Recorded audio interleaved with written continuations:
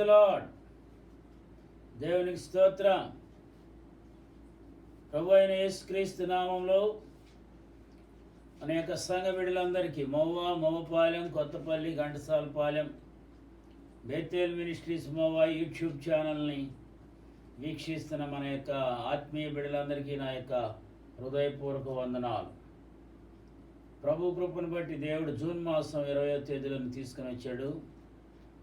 Corona wave కూడా కొంత తగ్గిందని అంటున్నారు. ప్రభుత్వం వారు కూడా ఆంక్షలను సడలించారు, కర్ఫ్యూకి.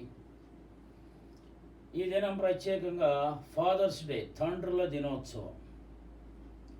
తండ్రిగా ఉన్న వారందరికీ నా యొక్క హృదయపూర్వక వందనాలు తెలియజేస్తున్నాను. ఈరోజు వాక్యంలోనికి వెళదాం. 2వ దినవృత్తాంతముల గ్రంథం 32వ అధ్యాయము 23వ వచనం చదువుకుందాం. అనేకులు యెరూషలేములో యెహోవాకు అర్పణలను యూదా రాజు అయిన హిజ్కియాకు కానుకలను తెచ్చి ఇచ్చిరి. అందువలన అతడు అప్పటి నుండి సకల జనముల దృష్టికి ఘనత నొందిన వాడాయను. తలలు వంచి ప్రార్థన చేసుకుందాం. మా గొప్ప దేవుడా యేసుక్రీస్తు ప్రభువా, చదవబడిన వాక్యం ద్వారా నాతో మాతో ప్రతి ఒక్కరితో మాట్లాడండి.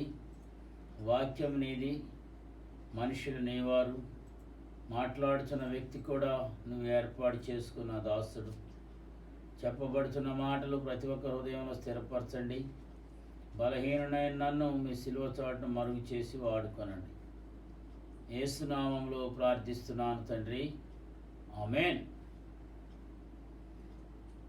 ఈ మధ్యాహ్న కాల సమయంలో నీవు మరణమవుతున్నావు చదవబడిన వచ్చిన భాగంలో హిజ్కియా గురించి.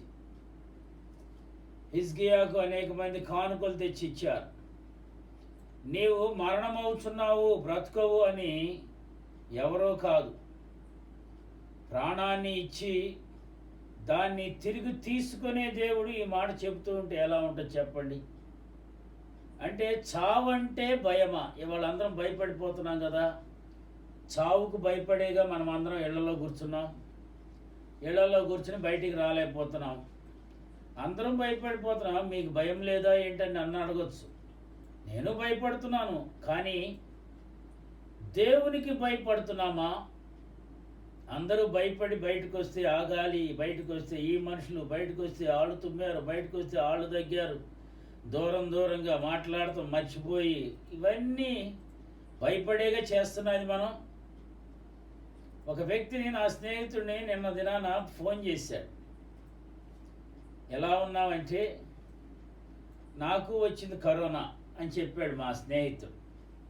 ఎప్పుడు వచ్చిందంటే పలానా నెలలో పలానా రోజున వచ్చింది.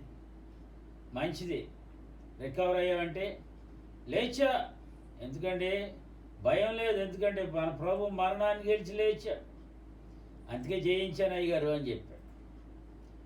ఈవేళ చావంటే భయపడి దేవుణ్ణి మర్చిపోతున్నాం, దైవజనులను మర్చిపోయి, దేవుని ఆలయాలను మర్చిపోయి, దేవుని సన్నిధికి దూరం అయిపోయి. అంటే నేనేం విమర్శించట్లా, మన పరిస్థితి. అందరం భయపడిపోయి దాక్కుంటున్నాం.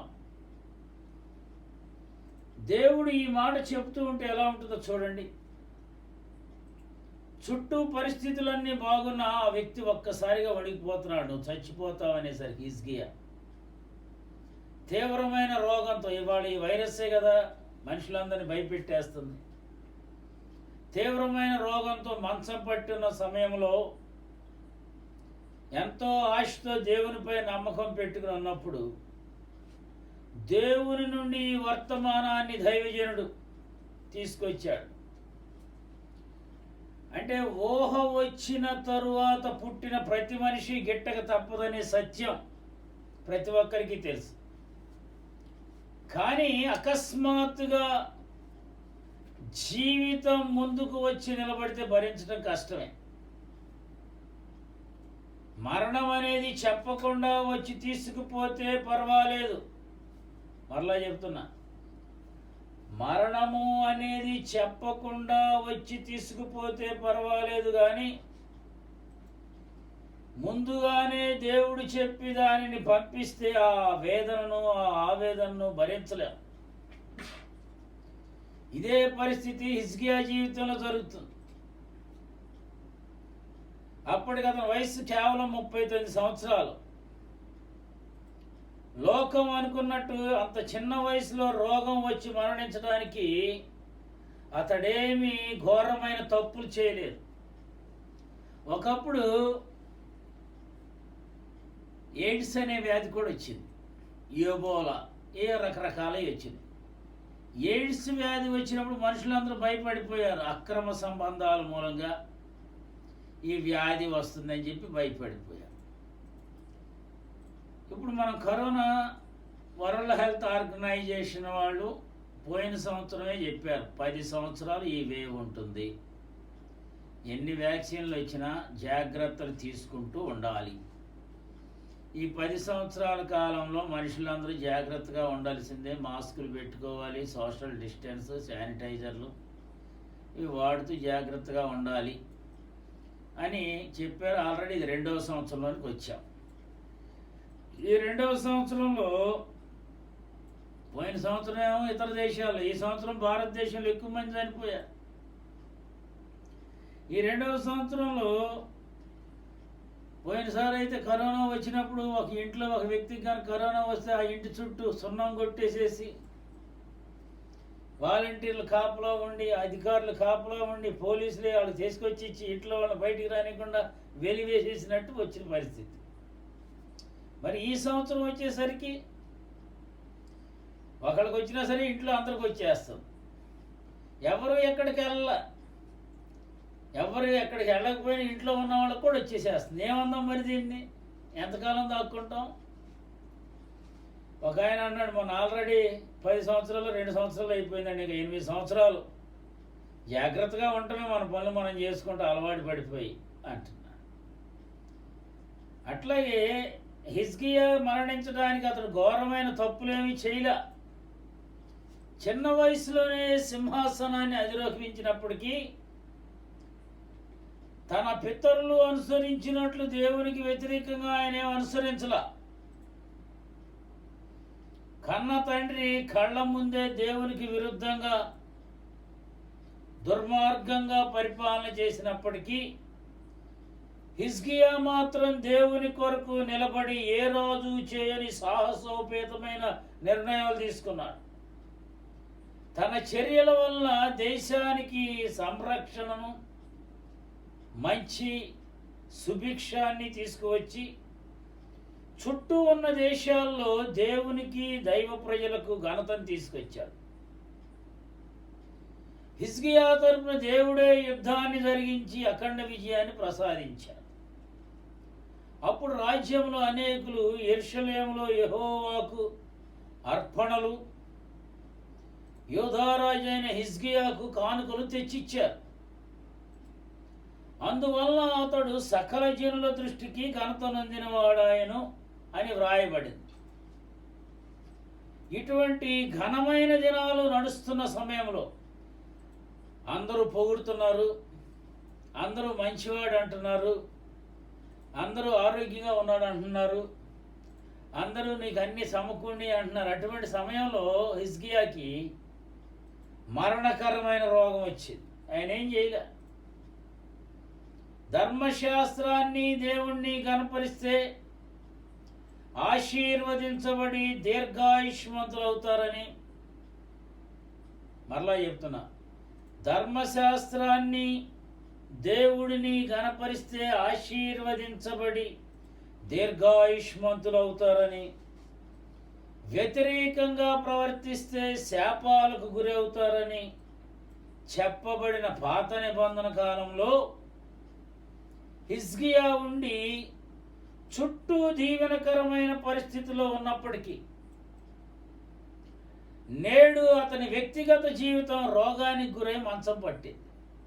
ఇవాళ కరోనా పరిస్థితి కూడా అలాగైపోయింది. ఆరోగ్యంగా ఉన్నవాళ్ళు లేరు, అనారోగ్యంగా ఉన్నవాళ్ళు లేరు, పెద్దవాళ్ళు లేరు, చిన్నవాళ్ళు లేరు. థర్డ్ వేవ్ అంటున్నారు, చిన్న వాళ్ళకే వచ్చేస్తుంది అంటున్నారు. ఏం చెప్పగలం? ఇలాంటి విపత్కరమైన పరిస్థితుల్లో హిజ్కియా దేవుని నుండి ఏం ఆశించి ఉంటాడు చెప్పండి? ఒక ప్రవక్త ఆ యొక్క రాజుగారి మందిరంలో అంటే హిజ్కియా రాజుగారి మందిరంలోనికి అడుగుపెట్టి దగ్గరకు వస్తుంటే ఏ వర్తమానం తీసుకొస్తాడు? రాజుగారి దగ్గరికి ప్రవక్త గారు వస్తున్నాడు, మంచిగా ఆశీర్వదిస్తాడని ఆలోచిస్తాడు. కానీ ప్రవక్త వచ్చి ఏమన్నాడంటే, నీవు మరణం అవుతున్నావు, నీవు బ్రతుకోవు, నీ ఇల్లు చక్కబెట్టుకోమని యెహోవా సెలవిస్తున్నాడు అని పలికాడు. గమనించండి ప్రియులారా, ఇక్కడ ఎవరైనా వచ్చి ఆశీర్వదిస్తే సంతోషిస్తారు, కానీ నువ్వు చచ్చిపోతావు. డాక్టర్ గారి దగ్గరికి వెళ్తాం, హాస్పిటల్లో డాక్టర్లకి చాలా అలవాట్లు అయిపోతాయి. ఏ విధంగా జరుగుతుంది, ఒక మనిషిని చూసేసి బ్రతకడా అని వాళ్ళకి తెలిసిపోయి మీరు సిద్ధపడండి చచ్చిపోతారు అట్లా అని కూడా చెప్తూ ఉంటారు.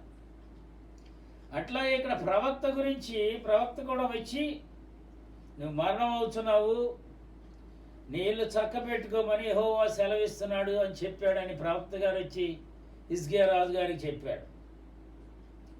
యేసుక్రీస్తు ఒకని కలిమి విస్తరించుట వాని యొక్క జీవమునకు మూలము కాదని అన్నాడు. సహజంగా జీవితం లోక సంబంధమైన ఆశీర్వాదాలతో నింపబడుతున్నప్పుడు వీటన్నిటినీ అనుభవించడానికే దేవుడు ప్రసాదిస్తున్నాడు. కాబట్టి ప్రాణానికి ప్రమాదం లేదు. ఖచ్చితంగా 10 కాలాలు మనం జీవిస్తాం అనుకుంటా ఉంటారు చాలామంది.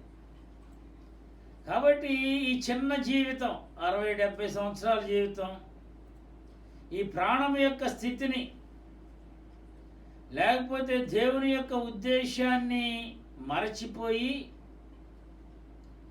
నాకు డబ్బు ఉంది, నా పరిస్థితులు బాగానే ఉన్నాయని ఆలోచించుకొని మనలో ఉన్న ఆయుష్ను గురించి ఆరోగ్యం గురించి లెక్కలు వేసుకుంటుంటే ప్రభువు చెప్పిన ఒక ఉపమానం ఉంది. ఆస్తిపరుడైన వ్యక్తి వెర్రివాడుగా మిగిలిపోయినట్లు మనం మిగిలిపోతూ ఉంటాం. చూడండి ఒకసారి 1 కొరింథీ పత్రిక 1 అధ్యాయం 25వ వచనం. చాలా జాగ్రత్తగా ఉండండి. చావంటే భయపడిపోతున్నాం. భయపడేది దేవునికి భయపడితే మరణాన్ని తప్పించేవాడు దేవుడు. 1 కొరింథీ 1 అధ్యాయం 25వ వచనం.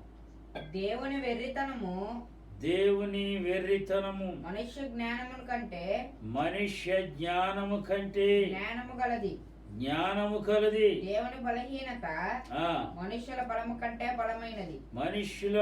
కంటే బలమైనది. చాలు. వెర్రితనంగా కనిపించే దేవుని చర్యలు మనిషి జ్ఞానం కంటే ఎంతో ఉన్నతమైనవి. దేవుని యెడల మనం కనపరిచే భక్తికి ప్రతిఫలం మొత్తం మరణం. యువతలే వస్తుంది అనుకునేవారు, లేకపోతే ఉన్న సంపదలు తాము ఇహలోకంలో అనుభవించడానికి అనుకుంటూ వాస్తవంగా మరణం తరువాత ఉన్న నిత్యత్వాన్ని సంపూర్తిగా విస్మరించిన వారు ఎప్పుడు వెర్రివారే. మీరు చెడ్డవారయ్యుండి మీ పిల్లలకు మంచి ఈవులను ఎరిగి ఉండేదా అంటాడు బైబిల్ గ్రంథంలో. పరలోకమందున్న మీ తండ్రి అంతకంటే ఎంతో మంచి ఈవులను ఇస్తాడు కదా అని ప్రభువు అన్నాడు. కొన్నిసార్లు దేవుడు కొందరి జీవితాల్లో నిత్యత్వానికి మంచి జరగాలనే ఉద్దేశంతో కొన్ని నిర్ణయాలు తీసుకుంటాడు. అవి ఇహలోక తాత్కాలిక జీవితానికి చేదుగా ఉండినప్పటికీ, లేకపోతే ప్రశ్నలుగానే మిగిలిపోయినప్పటికీ నిత్యత్వపు జీవితానికి ఎంతో క్షేమంగా ఉంటాయి. ఎందుకంటే దేవుని తలంపులు మన తలంపులు వంటివి కావు. ఆకాశమంత ఎత్తులో ఉన్న ఆయన ఆలోచనలను మనిషి అందుకోలేడు.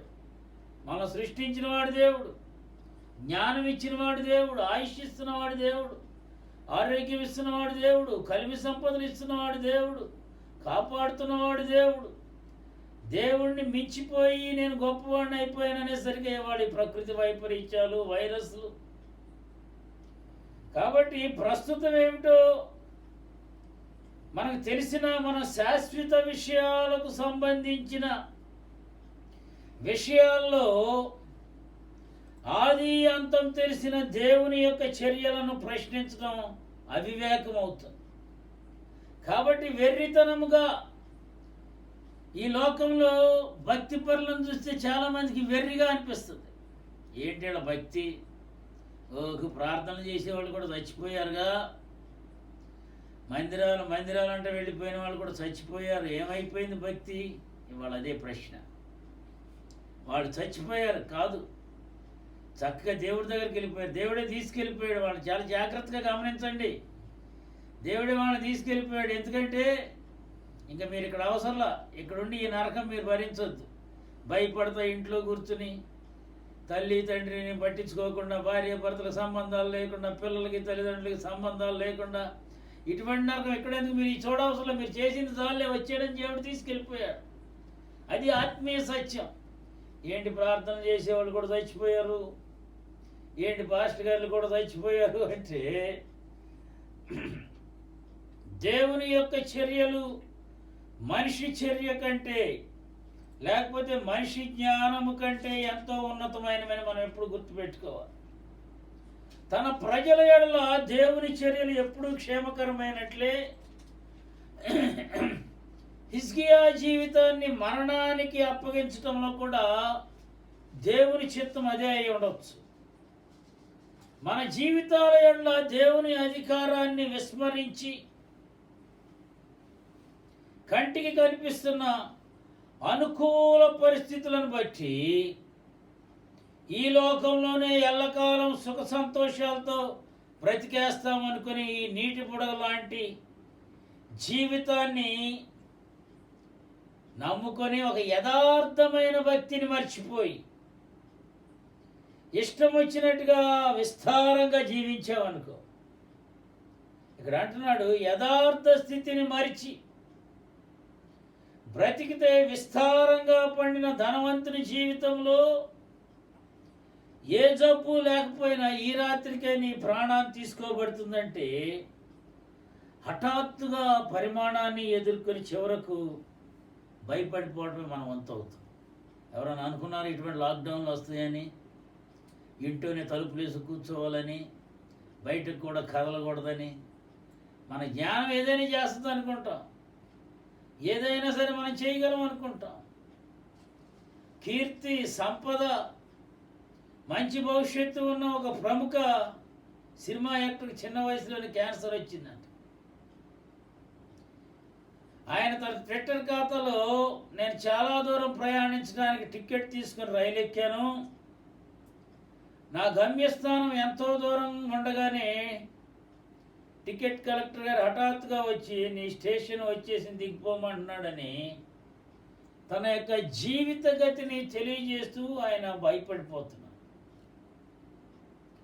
చనిపోయిన వారు జ్ఞాపకానికి రానట్లే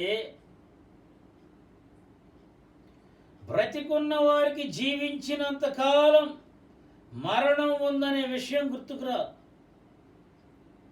కాబట్టి దీనివల్లనే మరణం చాటుగా వచ్చి తీసుకుపోతేనో, లేక వృద్ధాప్యంలో జ్ఞాపక శక్తి అంతా పోయినప్పుడు లాక్కుపోతేనో మనిషి భరించగలడు. కానీ హఠాత్తుగా వచ్చి కళ్ళ ముందు నిలబడి సమయం కొరకు ఎదురు చూస్తుంటే దాని ముందు ధైర్యంగా నిలబడడం కష్టమే కదా.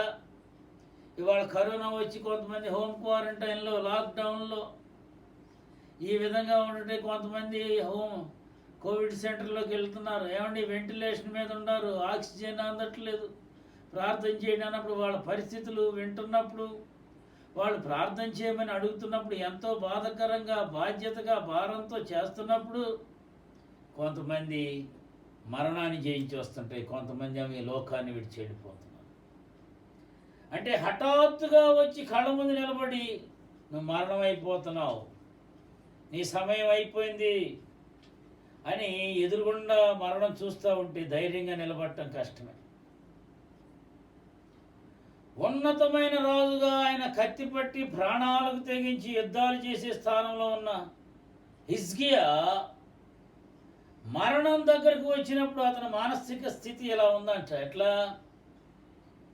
ఉదయాన్నే ఉషోదయాన్ని చూచిన నేను సాయంత్రం వరకు ఉంటానని, చావు ఎప్పుడో మంచి వృద్ధాప్యంలో ఏ అర్ధరాత్రిలో వస్తుంది అనుకుంటే అకస్మాత్తుగా నా యొక్క ఆయుష్ తీసుకొని నిండు మధ్యాహ్న కాలమందు కళ్ళారా చూస్తూ పాతాళ ద్వారాల వైపుకు వెళ్ళవలసిన పరిస్థితి వచ్చిందేంటి? ఎంతో కాలం ఉందామని చెప్పి పటిష్టంగా వేసుకున్న నివాసాన్ని నా అంగీకారం లేకుండా అది గొర్రెల కాపరి గుడిసెలాగా అది నా యొద్ద నుండి ఎత్తుకొని పోతుంటే, నేసేవాడు ముగించే వరకు నేస్తాడు కానీ, ఇక్కడ చూడండి ఒకసారి యెషయా గ్రంథం 38వ అధ్యాయం. హిజ్కియా గారు అనుకున్నాడు, నేను ఎంతో వృద్ధాప్యంలో జ్ఞానం లేకపోతే తెలివితేటలు లేక నేను చచ్చిపోతాను, కానీ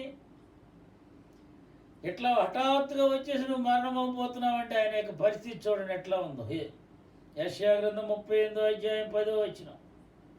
నా దినముల మధ్యాహ్న కాలమందు నేను పాతాళ ద్వారమున పోవలసి వచ్చాను, నా ఆయుష్శేషము పోగొట్టుకొని ఉన్నాను.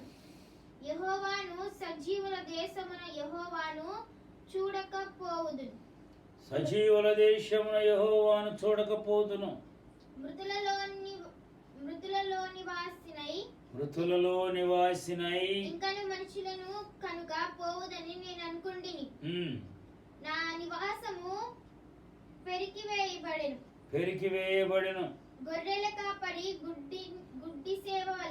గొర్రెల కాపరి గుడి సేవలే అది నా యొద్ద నుండి ఎత్తుకొని పోబడెను.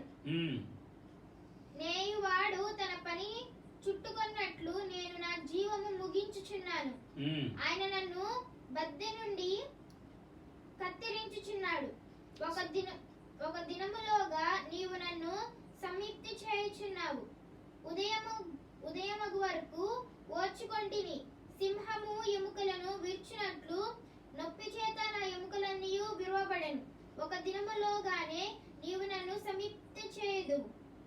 చాలా 10వ అధ్యాయం నుంచి యెషయా గ్రంథం 38వ అధ్యాయం 10వ వచనం నుంచి 14వ వచనం దాకా చూస్తే ఇక్కడ అంటున్నాడు, ఒకని ఆయుష్శేషము తీసివేసి నిండు మధ్యాహ్న కాలమందు లేకపోతే పాతాళ ద్వారపు వైపుకు అడుగులు వేస్తూ పోవలసి వచ్చిందని, ఎంతో కాలం ఉందామని పటిష్టంగా వేసుకున్న ఇంట్లో నివాసం లేకుండా నా అంగీకారం లేకుండా వెళ్ళిపోతున్నానేంటి అని, అట్లాగే గొర్రెల కాపరి గుడిసెలాగా అది నా యొద్ద నుండి ఎత్తుకొని పోబడుతుందని, అట్లాగే నేసేవాడు ముగించే వరకు నేస్తాడు కానీ ఉన్నట్టుండి తన పనిని చుట్టుకున్నట్లు నేను నా జీవితాన్ని ఎవరో తరుముతున్నట్టు.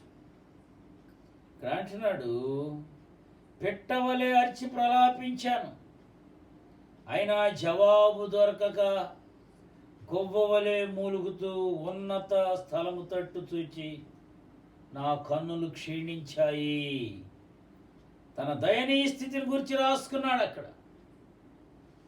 మరణం తర్వాత నిత్య సత్యాన్ని లేకపోతే మరణం తర్వాత నిత్యత్వాన్ని గురించి అంతగా తెలియని దినాల్లో ఉన్న కొద్దిపాటి అవగాహనతో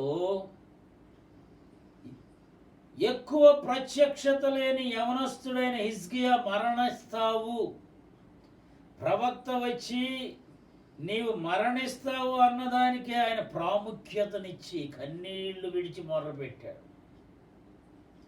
క్రీస్తు యేసు మరణమును నిరర్ధకము చేసి, చూడండి ఒకసారి 2వ తిమోతి పత్రిక 1వ అధ్యాయం 10వ వచనం. తన స్వకీయ సంకల్పమును బట్టి అనాది కాలముననే క్రీస్తు యేసునందు మనకు అనుగ్రహింపబడినది, క్రీస్తు యేసును మన రక్షకుని ప్రత్యక్షత వలన బయలుపరచబడి నదియునైన తన కృపను బట్టి మనలను రక్షించి పరిశుద్ధమైన పిలుపుతో ఆయన మనలను పిలిచెను.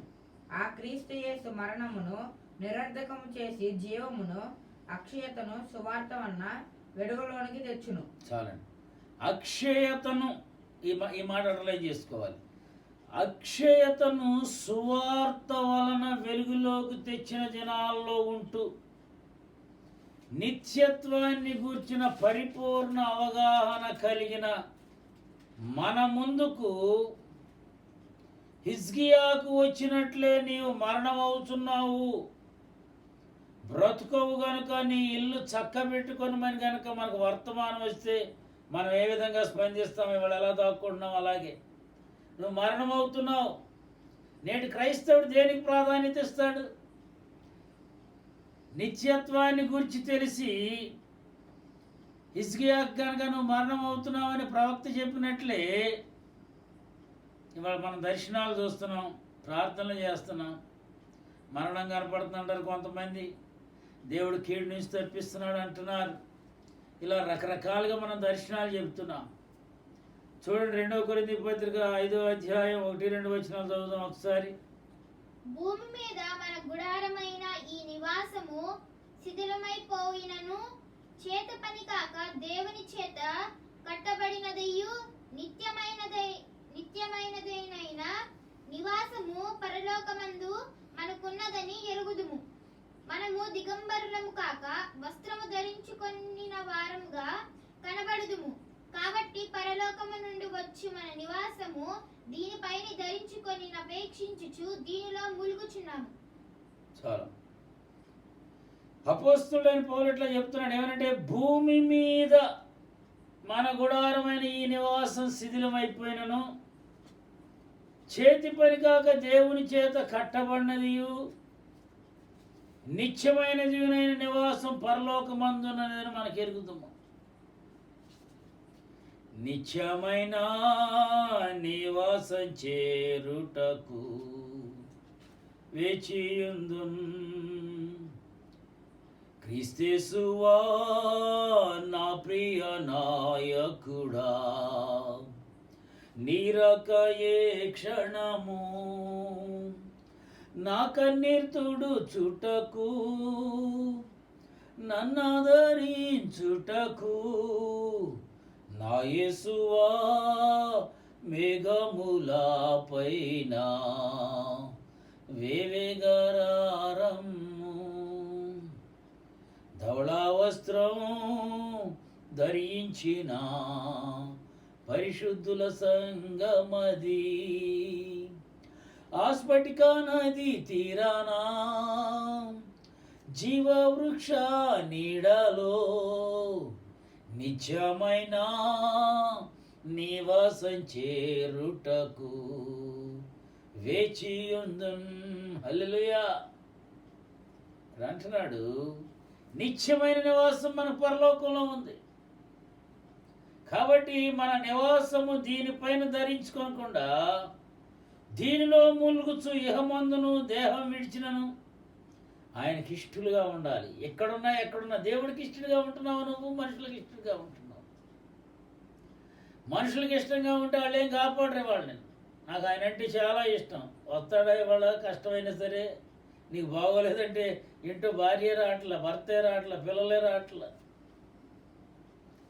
క్రీస్తు అనుగ్రహించిన నిత్యత్వపు ప్రత్యక్షతను ఎరిగిన క్రైస్తవుడు ఇహలోక జీవితాన్ని తిరస్కరింపజేసి మరణాన్ని అపేక్షించడు. కానీ బ్రతికినా చనిపోతామని తెలిసినా వీటన్నిటికంటే ఎక్కువగా ఆయనకు ఇష్టలుగా ఉండట ఎలా అని ఆలోచిస్తాడు.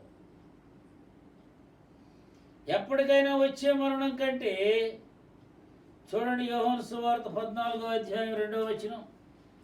నా తండ్రి ఇంట అనేక నివాసములు కలవు, లేని ఎడల మీతో చెప్పుదును, మీకు స్థలము సిద్ధపరచు వెళ్ళుచున్నాను. చాలండి.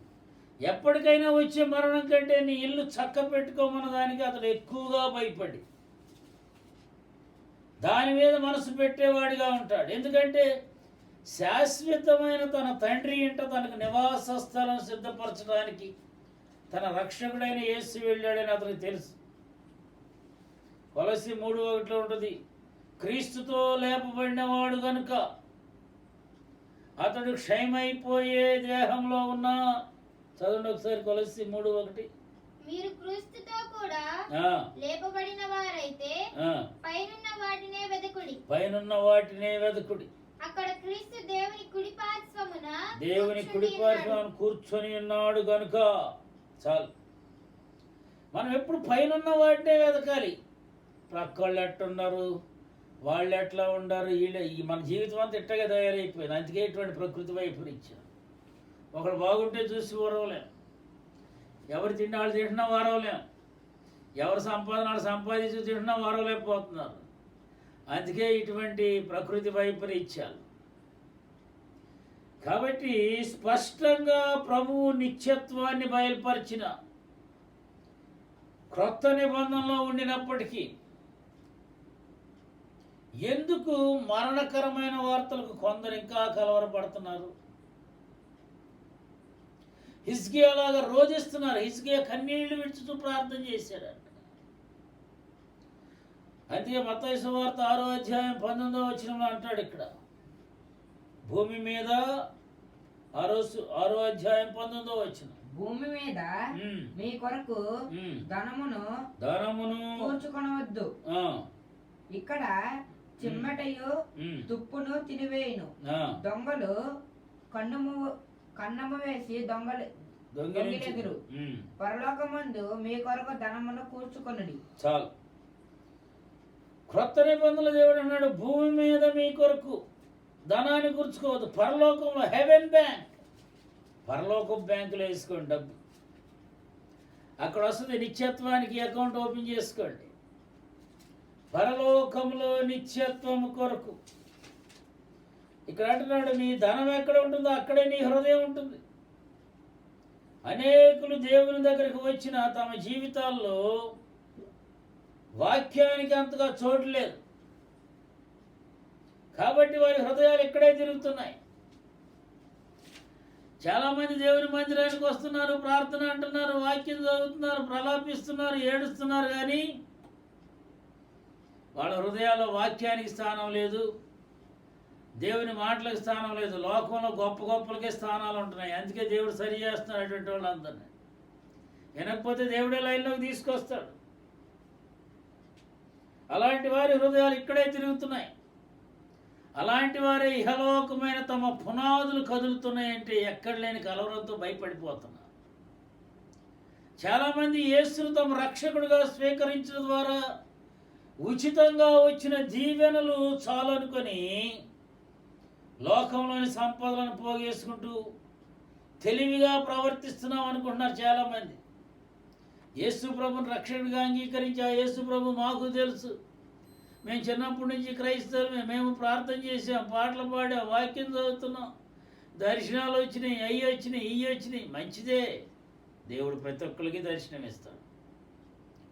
కానీ ఇవాళ అలా ఎక్కువైపోయి దేవుడిని విస్మరించేవాళ్ళు, దైవజన్ని నిందించేవాళ్ళు, సంఘాలను వెలివేసేవాళ్ళు, రకరకాలుగా ప్రవర్తించేవాళ్ళు. జాగ్రత్త, ఏమనుకుంటున్నావు? చాలామంది యేసుని సొంత రక్షకుడిగా స్వీకరించిన తర్వాత దేవుడు దీవించాడే చాలు అనుకుని లోకంలో పరిగెత్తుతున్నారు.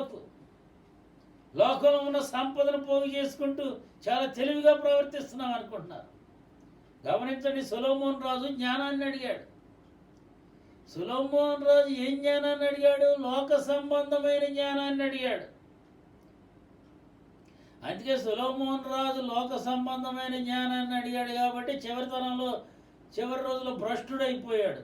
ఆయన తెలివిగా యుక్తిగా ప్రవర్తించి అనేక మంది భార్యలను పెళ్లి చేసుకుని ఆ రాజుకి ఈ రాజుకి ఏదో లింక్ కలిపేసినట్టు వాళ్ళ అమ్మాయిల్ని, వాళ్ళ భార్యల్ని, వాళ్ళ కుమార్తెలను చేసుకుని రాజ్యాన్ని పరిపాలించడానికి విస్తరింపజేశాడు. కానీ ఆత్మ సంబంధమైన జ్ఞానం అడగాలి మనం. పైనుంచి వచ్చే జ్ఞానం విలువైంది. ఈ లోక సంబంధమైన జ్ఞానం మనల్ని నాశనం చేస్తుంది. వాళ్ళు అదే జరుగుతున్నాయి. ఈ లోక సంబంధంలో నేను పెద్దోడిని అయిపోవాలి, లోకంలో సంపదలు పోగు చేసుకుంటూ తెలివిగా ప్రవర్తిస్తున్నాం అనుకుంటున్నారు చాలామంది. చివరికి ఇహలోక వ్యాపకాలతో నిండిపోయి దేవుడు అనుగ్రహించిన పరలోకపు ప్రత్యక్షతను పోగొట్టుకుంటూ ఆధ్యాత్మిక జీవితాన్ని ప్రమాదంలోకి పంపించేస్తున్నారు. వాళ్ళు గుర్తించట్లా. యాకోబు పత్రికలో అంటాడు 4వ అధ్యాయం 14వ వచనం. యాకోబు పత్రిక 4వ అధ్యాయం 14వ వచనం. రేపేమి సంభవించునో మీకు తెలియదు. మీ జీవమేపాటిది మీరు కొంతసేపు కనపడి అందులో మాయమైపోవు ఆవిరి వంటి వారే. చాలు. జీవితంలో ఒకవైపు ఉన్న మరణాన్ని మరిచిపోయేంతగా ఈ లోకంలో ఉన్న వ్యాపకాలను మనుషులు మోసం చేసేస్తూ ఉంటాయి. దీనికి విశ్వాసులు కూడా అతీతులు కారు. ఎవరు అతీతులు కారు. యాకోబు తన పత్రికలో అంటాడు, రేపేమి సంభవించునో మీకు తెలియదు. నేడు మనం అంతా సురక్షితంగా ఉన్నా, నువ్వు ఎంత దాక్కున్నా, ఎంత జాగ్రత్తలు తీసుకున్నా, ఎన్ని శానిటైజర్లు రాసుకున్నా, ఎన్ని double mask second wave, third wave triple మాస్కా, ఎన్ని మాస్కులు పెట్టుకున్నా, ఎన్ని శానిటైజర్లు రాసుకున్నా, ఎంత దూరంగా ఉన్నా, దగ్గినా తుమ్మినా భయపడిపోతున్నావు. ఇవాళ జీవితంలో అనేకమైన నూతన దినాలను చూచిన రేపటి దినాన్ని, రేపు నేను బతికుంటాను, ఇవాళ పరిస్థితి అట్టగైంది, రేపు నేను బతికుంటే బతికున్నట్టు, ఇవాళ బ్రతుకట్ట అయిపోయింది. ఖచ్చితంగా చెప్పగలుగుతున్నామా? రేపు ఏం జరుగుతుందో తెలియని వారు. మనకు తెలిసింది ఒకటే, మనలో ఉన్న జీవం ఆవిరి లాంటిది కనుక ఈ లోకం శాశ్వతం కాదని, లోక వ్యాపకాల్లో పడి తాము మరణిస్తామని కూడా మర్చి గర్వాంధులై దురాశలతో పరుగులు తీస్తున్న లోకస్తుల వలె మనం కూడా అనేక సార్లు మన స్థితిగతులను మర్చిపోయి ప్రమాదంలోకి వెళ్ళిపోతున్నాం. అందుకే యాకోబు హెచ్చరిస్తూ మీ జీవం ఏపాటిది ప్రశ్నిస్తున్నాడు. ఇక్కడ ప్రభు చిత్తమైతే మనం బ్రతికియండి, ఎట్లా చేస్తాం అట్లా చేస్తామని చెప్పి చెప్పుకుంటూ దేవుని చిత్తమైతేనే జరిగిందని చెప్పండి. అంతేగాని మన జ్ఞానంతో నేనేదైనా చేయగలను.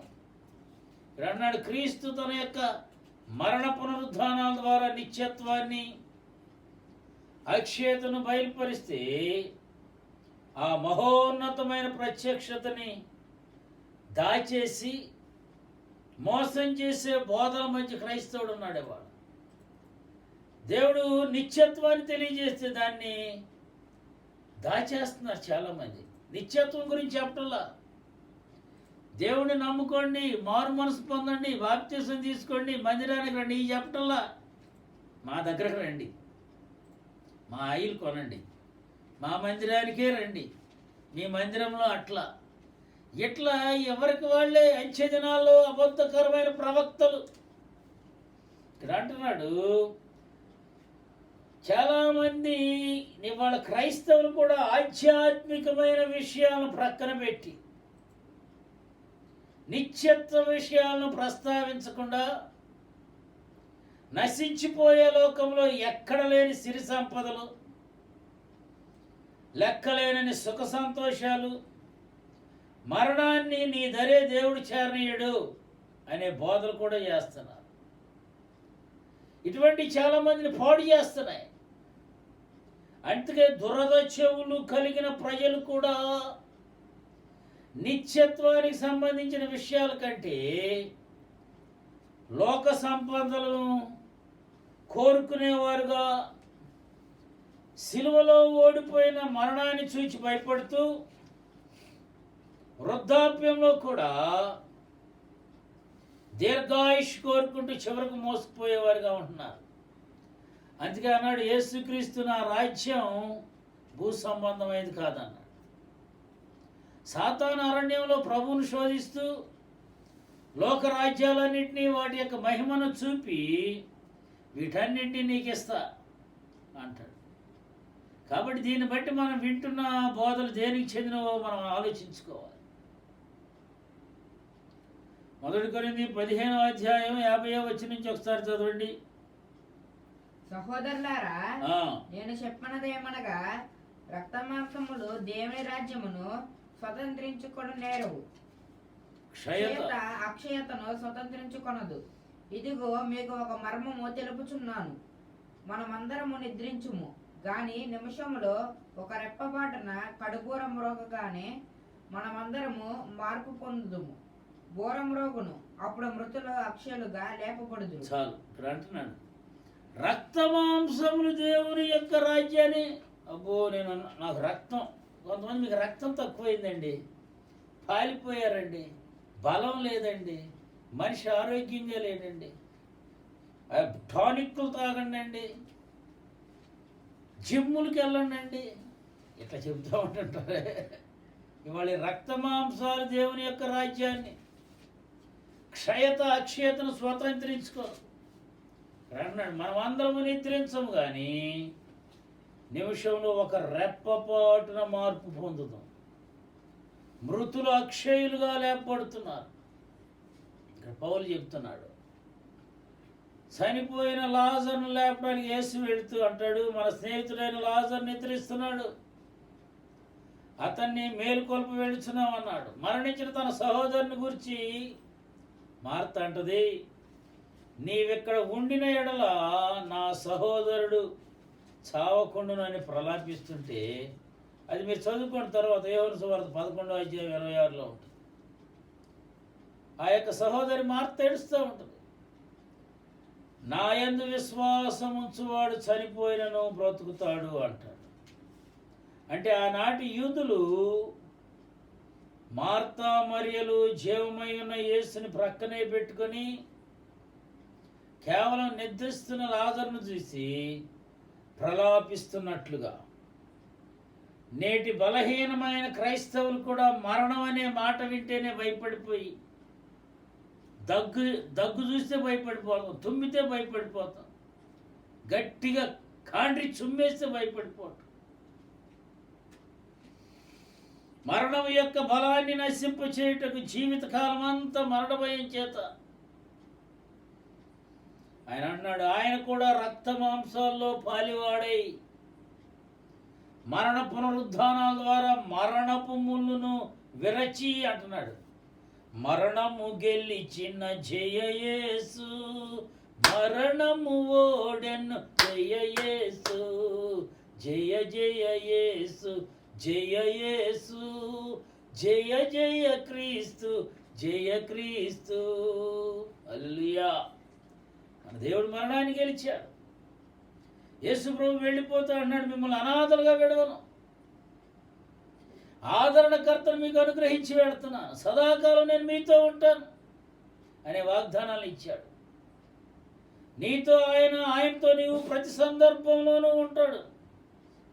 అక్కడ అంటాడు, అందుకే మరణమైనా జీవమైనా ఉన్నవైనా రాబోవునమైనా ఎత్తైనా లోతైనా మరి ఏదైనా దేవుని యొక్క ప్రేమ నుండి మనలను ఎడబాపనేరు అని వాక్యం చెబుతుంది. మనం ఎందుకు భయపడాలి?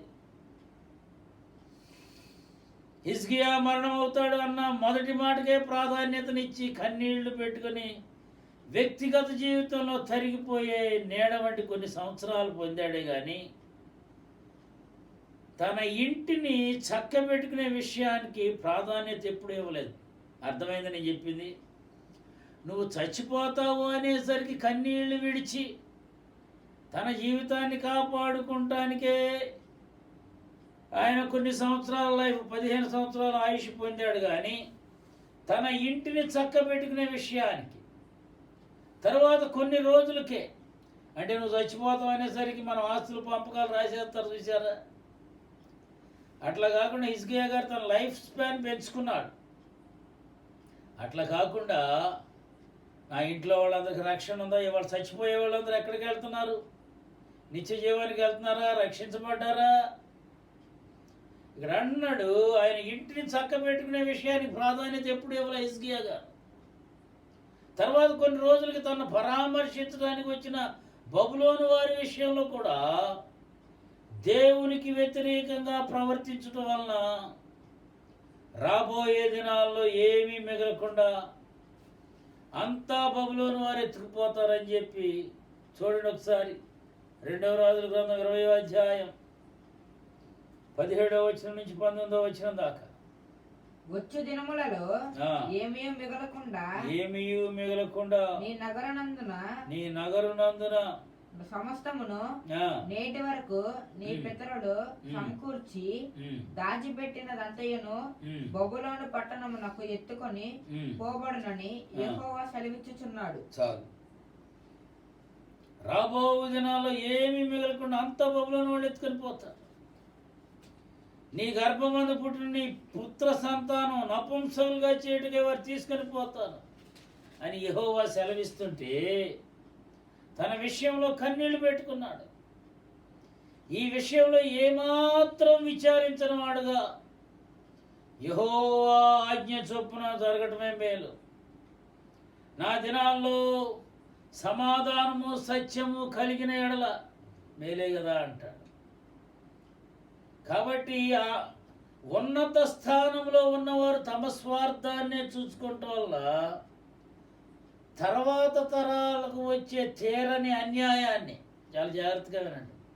మేము బాగున్నాంలే, మాకు చక్కగా జరిగిపోతుందిలే, మా దగ్గరికి ఎవరు రానవసరం లేదు, మేము ఎవరి గురించి పట్టించుకోని అవసరం లేదు, ఎవరికి వారే వారి యొక్క స్వార్థాన్నే చూసుకోవడం, ఎవరికి వారే వారి సొంత కార్యాలకే ప్రాధాన్యతనిస్తున్నారని దేవుని వాక్యం సెలవిస్తుంది. ఎందుకు దేవుడు నిన్ను నన్ను రక్షించింది? మన సొంత పనులు చేసుకోవడానికా?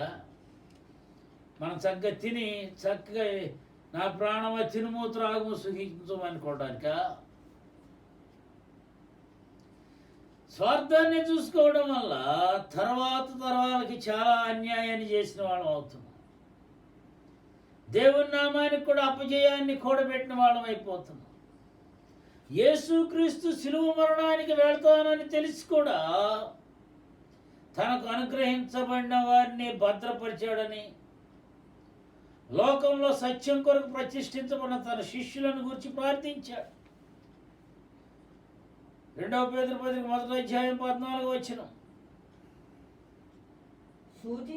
సూచించిన ఆ. ప్రకారము నా గుడారమును ఉమ్. త్వరగా విడిచిపెట్టవలసి వచ్చునని ఎరిగి ఆ, నేను ఈ గుడారములో ఉన్నంత కాలము ఈ సంగతులను జ్ఞాపకము చేసి మిమ్మును రేపుట న్యాయమని ఎంచుకొనిచున్నాను. చాలు. నా గుడారము త్వరగా విడిచిపెట్టవలసి వచ్చినని ఎరిగి ఇక్కడే ఉండిన వారికి అనేక సంగతులను జ్ఞాపకం చేసుకోవడం. అట్లాగే 2 తిమోతి 4:6 కూడా చదవండి ఒకసారి, నేను ముగించబోతున్నా. నేనిప్పుడే పానార్పణముగా పోయబడుచున్నాను. నేను వెడలిపోవు కాలము ఆ, సమీపమై ఉన్నది. ఆ, చాలు.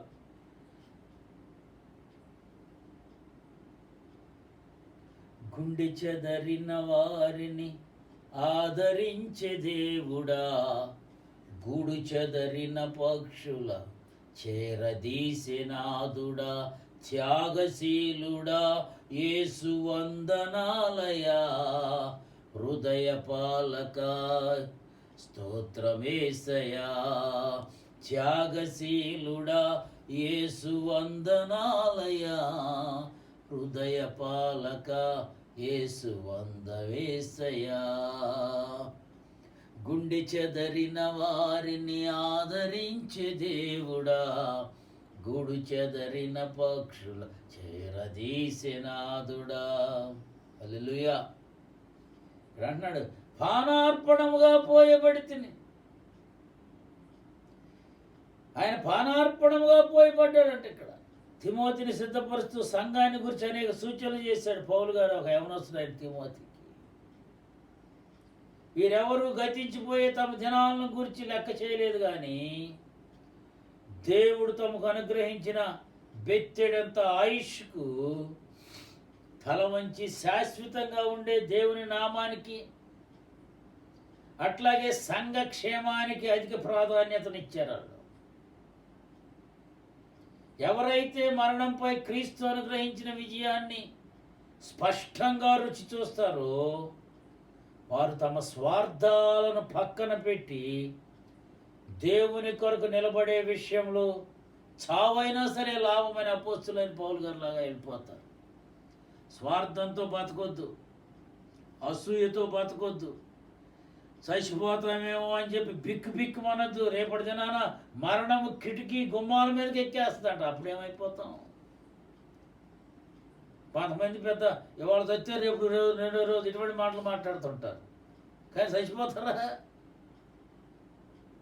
మరణం అంటే భయం లేదు. దేవుడు మన మరణాన్ని జయించి లేచాడు. స్వార్థంగా బతకొద్దు. బతకాలి. ఈ తర్వాత తరాలకు ఏం చూపిస్తున్నా? దేవుని చూపించు. అపోస్తులైన పౌలు అదే అన్నాడు, నా మట్టుకైతే బ్రతుకుడు క్రీస్తే, చావైతే లాభం. క్రొత్త నిబంధనలో అపోస్తులైన పౌలు చెప్పిన సందేశం అది. పాత నిబంధన ఇసుకే ఏం చేశాడు? మరణం అయిపోతున్నామని చెప్పేసరికి ఇల్లు చక్క పెట్టుకోమంటే ఆయన తన ఆయుష్ పెంచుకోవడానికి అదొక్కటే పట్టుకుని కన్నీళ్లతో ఆయుష్ పెంచుకున్నాడు. మంచిదే, ఆయన కుటుంబాన్ని కాకుండా ఆయన ఆరోగ్యాన్ని కాపాడుకోవడానికి రక్షించుకున్నాడు. తన తర్వాత తరాలకి స్వార్థంగా ప్రవర్తించొద్దు. మన భక్తి తర్వాత తరాలకు ఆశీర్వాదంగా ఉండాలి. భక్తి నీతో ముగిసిపోతుందా? ఇవాళ అదే అయిపోయింది. తల్లిదండ్రులు వస్తే పిల్లలు రావట్లా, పిల్లలు వస్తే తల్లిదండ్రులు రావట్లా, భర్త వస్తే భార్య రాదు, భార్య వస్తే భర్త రాడు. భక్తి నీతో అంతరించిపోతుందని ఇవాళ ప్రకృతి వైపరీత్యా. నీ కుటుంబాన్ని రక్షించుకున్నావా? నీ భర్తను రక్షించుకున్నావా? నీ భార్యను రక్షించుకున్నావా? నీ పిల్లలను రక్షించుకున్నావా? స్వార్థంగా జీవించవాక నేనేదో చేసేస్తున్నానులే, నా వరకు చాలే భక్తి. వాడు భక్తి అందరికి కావాలి. అందరం భక్తి ముసుగు తీసేయి, నిజమైన భక్తి చేయి. భక్తి చేస్తున్నానని మోసం చేసుకోవాక. అపోస్తులైన పౌలు మారాడు. నా మట్టుకైతే బ్రతుకుడు క్రీస్తే, చావైతే లాభం. బ్రతికేం సాధించావు? చచ్చిపోయి ఏం సాధించావు అంటారు. చచ్చినా బతికిన దేవుడి కోసమంటే దేవుడు మనల్ని అనేకులకు ఆశీర్వాదంగా ఉంచుతాడు. తలలు వంచండి, ప్రార్థన చేసుకుందాం. మా గొప్ప దేవుడు యేసుక్రీస్తు ప్రభువా, నీ పరిశుద్ధ పాదాలకు వేలాది వేల వందనాలు, స్తోత్రాలు. చావంటే భయపడిపోయి, కరోనాకు భయపడిపోయి, దగ్గులకు భయపడిపోయి, తుమ్ములకు భయపడిపోయి, గాలికి భయపడిపోయి, రకరకాల చిన్న చిన్న క్రిములకు భయపడిపోయి వాళ్ళ ప్రపంచం అంతా నీకు దూరం అయిపోయారు. దానికి భయపడుతున్నాం కానీ నీకు భయపడతలే, నీ వాక్యానికి భయపడతలేదు ప్రభు. నేను భయపడేవాడిని, నీకు భయపడేవాడిని నువ్వు ఆస్తికర్తలుగా చేస్తావు, ఆయుష్ పెంచుతావు, ఆరోగ్యాన్ని ఇస్తావు, అవసరాలు తీరుస్తావు. నీకు భయపడాలి. స్వార్థంతో మేము బ్రతకూడదు ప్రభు. మాలో స్వార్థం ఉంటే తీసివేసేయి, మాలో అసూయ ఉంటే తీసివేసేయి, తగ్గింపు దాయిచ్చేయి. నీ నామాన్ని ప్రకటిస్తూ తర్వాత తరాలకు మేము ఆశీర్వాదకరంగా జీవించాలి. మా ప్రార్థనలు, మా ఉపవాసాలు, మా కన్నీరు, మా కుటుంబాలను నీ సన్నిధికి తెచ్చేవిగా ఉండాలి. ఎత్తబడిన వాక్యము హృదయంలో నీరు కట్టి ఫలింపచేయండి. తర్వాత తరాలకు ప్రతి ఒక్కరూ ఆశీర్వాదకరంగా నిత్యత్వానికి వారసులుగా ఉండేటట్టు చేయమని, చేసిన ప్రార్థనను అంగీకరించమని యేసు నామములో ప్రార్థిస్తున్నాను తండ్రి, ఆమేన్. ఇప్పుడు మన పరమ తండ్రి అయిన దేవుని ప్రేమ, కుమారుడైన యేసుక్రీస్తు కృప, పరిశుద్ధాత్మదేవుని నిత్య సహవాసము సన్నిధి విన్న ప్రతి ఒక్క బిడ్డకు తోడుగా ఉండి కాపాడి దీవించి సహాయం చేసి నడిపించును గాక. ఆమేన్. యేసు రక్తమే జయం, శిలువ రక్తమే జయం, అపవాది క్రియలకు నాశనం. ప్రభు యేసు నామమునకు సంపూర్ణ విజయం కలుగును గాక. Amen, amen, amen. Hallelujah, hallelujah, hallelujah. God bless you. దేవుడు మిమ్మల్ని దీవించును గాక. అందరికీ వందనాలు. ఈ వర్తమానం ద్వారా మీరు ఆశీర్వదింపబడినట్లయితే బేతేల్ మినిస్ట్రీస్ మా యూట్యూబ్ ఛానల్ని లైక్ చేయండి, షేర్ చేయండి, సబ్స్క్రైబ్ చేయండి. పక్కనున్న బెల్ ఐకాన్ని యాక్టివేట్ చేయండి.